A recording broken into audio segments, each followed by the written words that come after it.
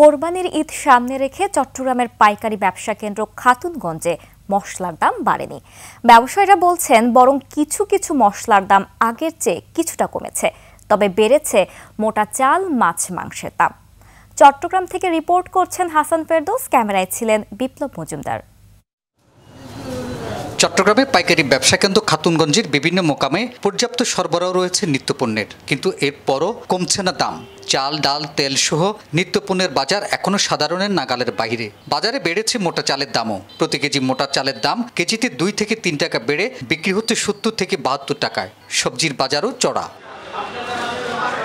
Lily হালাল beauty soap, BSTI কর্তৃক সনদপ্রাপ্ত দেশের প্রথম হালাল বিউটি সোপ, দীপ্তিময় উজ্জ্বল ত্বকের জন্য। চালের বাজার কিছুটা চড়া বলে বলছেন ব্যবসায়ীরা। ফাইজাম, জিরাশাইল এগুলো যেগুলো রেগুলার ওগুলো 90 টাকার নিচে নেই।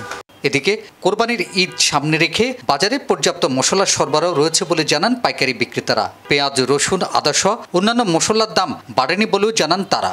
তো 2 সপ্তাহ আগে জিরা ছিল 610 টাকা, সেটা এখন নেমে আসছে 590, 595। তাহলে জিরাতে একটা প্রচুর পরিমাণে আমদানি হওয়ার কারণে যথেষ্ট মজুদও আছে এবং মালের দাম সস্তাও আছে।